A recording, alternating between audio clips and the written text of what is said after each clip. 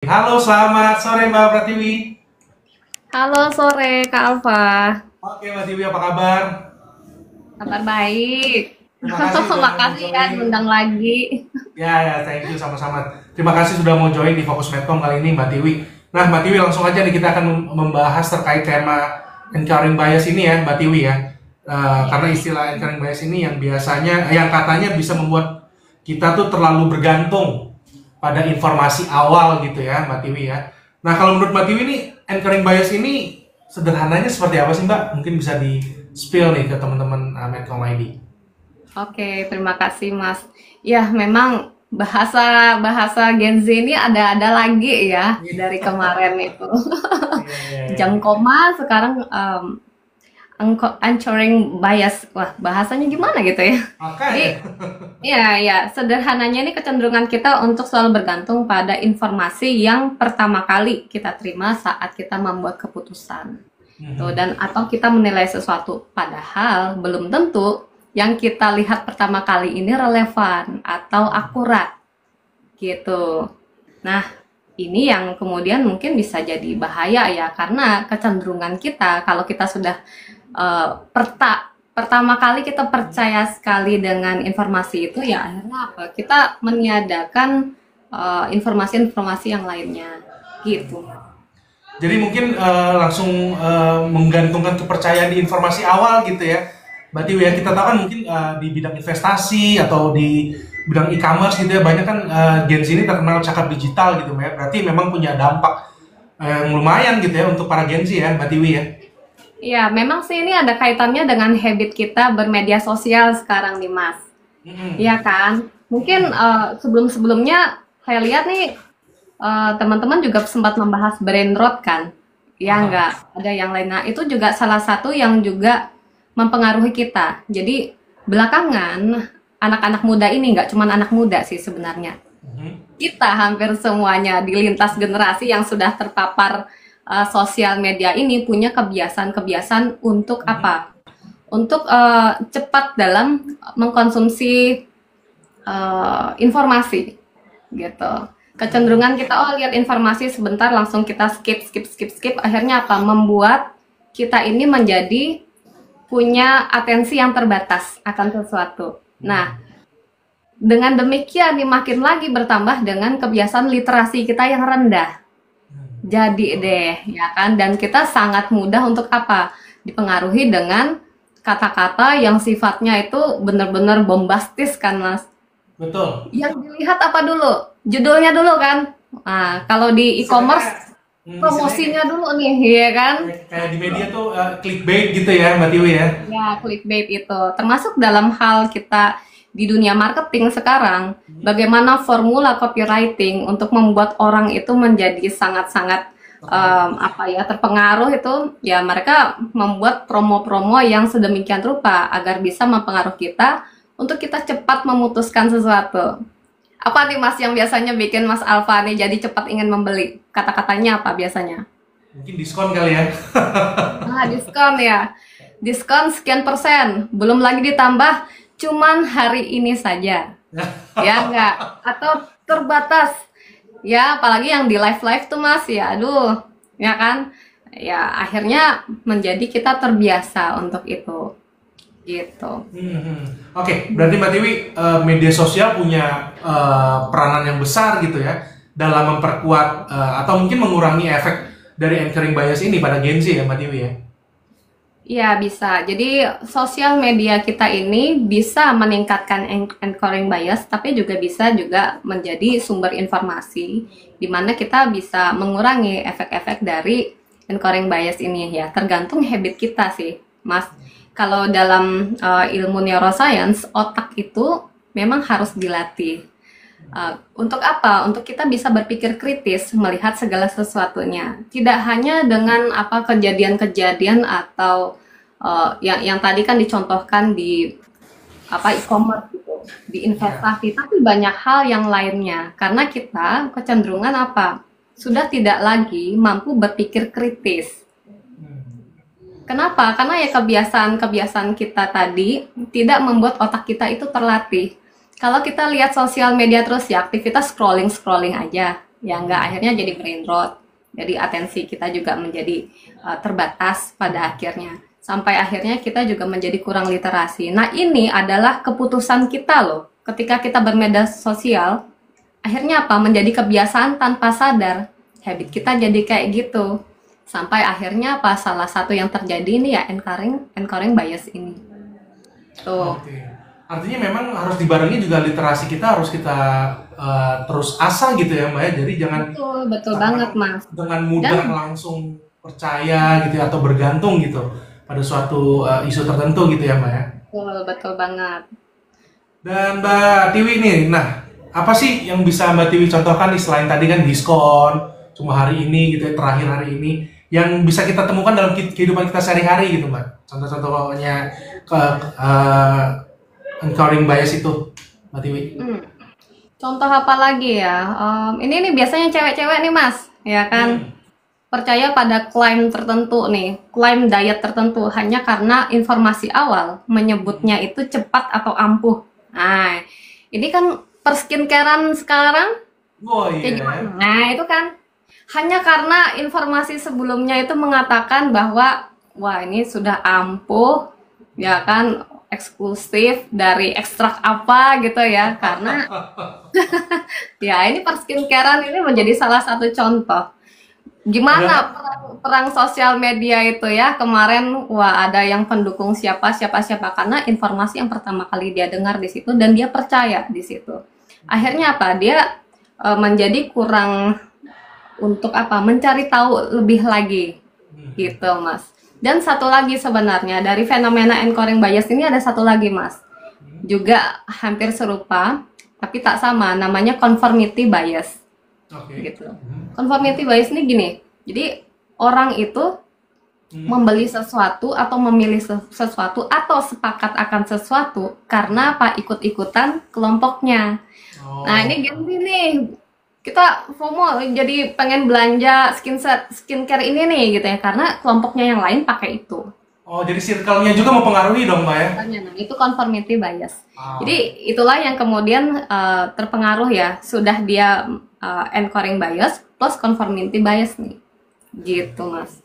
Oke, Mbak Tiwi, tadi kan Mbak Tiwi sampaikan bahwa ya skincare gitu. Padahal kan skincare itu kan sepengetahuan saya tidak semua juga cocok gitu ya. Kulitnya juga mungkin nggak sama gitu kan. Takutnya ada alergi, ada apa. Jadi ya tetap aja karena tadi yang Mbak Tiwi sampaikan circle-nya beli sesuatu produk, akhirnya dia ikut-ikutan gitu ya. Nah, Mbak Tiwi, ini kan Gen Z ini kan dikenal adaptif juga ya, adaptif terus juga cerdas secara inilah ya digital gitu ya, karena memang sehari-hari dengan digitalisasi gitu. Nah, ini apakah mereka sadar kalau mereka itu sedang mengalami encouraging bias gitu? Atau menurut Mbak Tiwi apa nih yang membuat Gen Z tidak sadar dan akhirnya ya menormalisasi hal ini gitu ya udah gitu. Ya kecenderungannya sih orang tidak begitu sadar sih Mas dengan apa yang terjadi. Karena ini kan sudah menjadi seperti kebiasaan ya kan. Otak kalau biasa dilatih demikian ya akhirnya begitu. Jadi otak kita ini sebenarnya punya sifat untuk adaptasi dengan apa yang terjadi gitu. Kita tidak terbiasa untuk kritis dengan banyak hal. Maka otak kita tidak biasa dilatih untuk itu. Sampai akhirnya, oke, aku mendapatkan informasi pertama kali dari orang ini nih, ya kan? Dan itu katanya ampuh. Oke, aku percaya tentang itu. Ya, kenapa kita tidak berpikir lagi untuk mencari tahu hal-hal lain atau informasi lainnya ya? Karena memang kita tidak melatih daya kritis itu. Itu. Ya, jadi dan juga nih teman-teman jadi perlu tahu ya bahwa sekarang ini kan informasi sangat cepat dan singkat, jadi ya udah jadi terbiasa untuk konten-konten yang seperti itu. Oke, nah Mbak Tiwi, kalau situasi ini terus berlangsung gitu ya, atau ada seakan-akan kayak menormalisasi situasi ini nih, apakah akan ada pengaruh yang serius bagi kehidupan Gen Z nih Mbak Tiwi di masa yang akan datang nih terhadap encouraging bias ini, Mbak? Kalau menurut pendapat saya pribadi, kalau tadi teman-teman melihat bahwa saya mention tentang berpikir kritis, sudah pasti itu Mas. Karena kita tidak terbiasa untuk mengkritisi sesuatu, akhirnya apa? Ya. Akhirnya ya kita menjadi sering suka disinformasi, ya kan? bahayanya ketika generasi muda ini kehilangan berpikir kritisnya, ini gandeng geretnya banyak, Mas. Ya. Ya enggak? Karena generasi ke depan ini adalah orang-orang yang akan jadi pemimpin-pemimpin masa depan, ya enggak? Betul. Ya, dalam kehidupan sehari-harinya saja mereka tidak membiasakan untuk berpikir kritis. Nanti bagaimana ketika teman-teman ini masuk ke dunia yang lebih profesional misalnya, atau jadi pemimpin misalnya seperti itu. Jadi terlalu cepat menyimpulkan atau menilai sesuatu hanya dari informasi yang pertama kali dia dengar. Nah, itu jadi kebiasaan yang jelek sekali. Oke. Artinya mungkin dalam hal ini juga peran pemerintah menurut Mbak Tiwi seperti apa nih? Karena kan ada target Indonesia Emas gitu ya di 2045 gitu. Kalau memang kebiasaan ini terus seakan-akan terjadi begitu saja gitu, atau tidak ada sesuatu hal yang bisa mengubah fenomena ini, seperti apa kira-kira Mbak yang akan terjadi kalau terus-terusan terjadi seperti ini gitu Mbak? Ya, ini tuh juga bisa jadi pro dan kontra juga sih. Coba Mas, kalau Mas tahu ya, di China TikTok aja dibatasi kan. Bahkan kalau lihat TikTok semuanya tuh sangat bagus informasinya. Nah, itu ada peran juga dari pemerintah untuk bisa membatasi itu. Tapi kalau misalnya ini lagi nanti ada tanda kutip, wah ini dibatasi ya demokrasinya kita dan sebagainya. Nah, ini tapi kalau dari saya sih balik lagi gini, kampanye tentang bagaimana sih bersosial media yang sehat, yang baik itu penting juga, dan itu perlu dilakukan sejak dini ya, dari anak-anak kecil itu. Dan ini kita jangan lihat ini hanya sekadar oh sekarang lagi encouraging bias gitu ya, oh orang sekarang literasinya rendah dan kita oke lah, ini kita di Indonesia gitu. Jangan lupa loh, karena nanti ke depannya masa depan kita kan di tangan adik-adik ini juga yang nanti jadi pemimpin. Kita kan ada masanya juga. Nah, ini yang perlu peran serta dari pemerintah, khususnya dari Kementerian Pendidikan. Bagaimana sih untuk bisa memberikan edukasi kepada adik-adik kita ini sejak dini seperti apa. Nah, kalau buat kita ini sudah agak-agak ini ya, butuh kesadaran untuk bisa merubah apa ya, habit kita mau nggak gitu. Karena gini, orang hanya melihat sosial media, kita akhirnya menjadi kurang kritis. Oke, sebenarnya dampaknya apa lagi sih buat diri sendiri? Nah, ini buat teman-teman ya. Ini dari sisi neuroscience-nya kayak gini.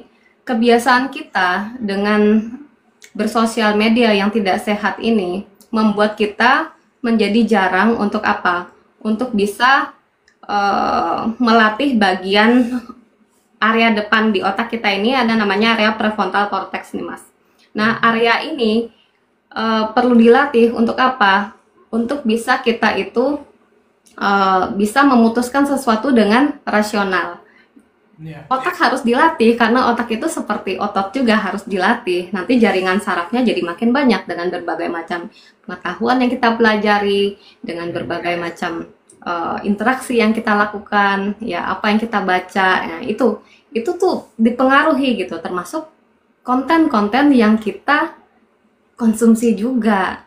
Nah, karena tidak terbiasa melatih apa yang ada di otak kita ini, akhirnya apa? Terjadi penurunan kognisi.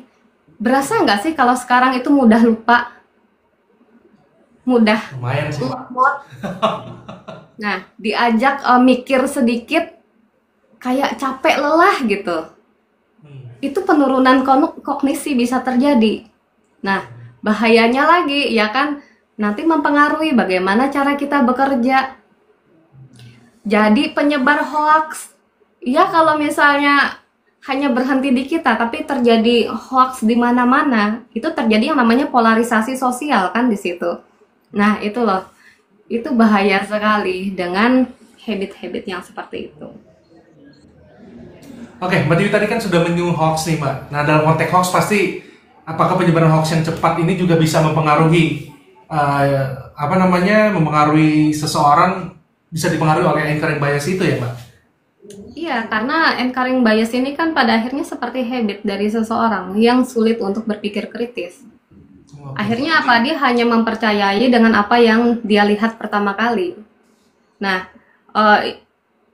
makanya ini kemudian dimanfaatkan mungkin oleh orang-orang yang tidak bertanggung jawab, melihat kecenderungan mungkin masyarakat Indonesia seperti ini mudah dipengaruhi, bahkan dengan judul-judul clickbait itu mudah sekali buat kita ya.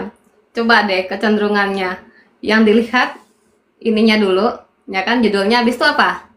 Bukan dibaca dalamnya, komennya dulu yang diliatin. Iya betul. Nah, itu ada kecenderungan mencari apa ya, kayak pembenaran gitu di situ. Bahkan terkadang juga Mbak tidak melihat isi beritanya tapi perang komennya gitu. Iya, itu langsung. Aduh, kebanyakan orang ngomong kayak gini nih gitu ya. Nah, itu. Nah, dan juga jarang tuh yang sampai ngeliat komen sampai ke bawah-bawah, jarang. Jadi ya kalau komennya pertama bagus, oke. Atau kalau misalnya komen yang 1, 2, 3, 4-nya itu ternyata ya provokatif banget, ya udah selesai. Ya.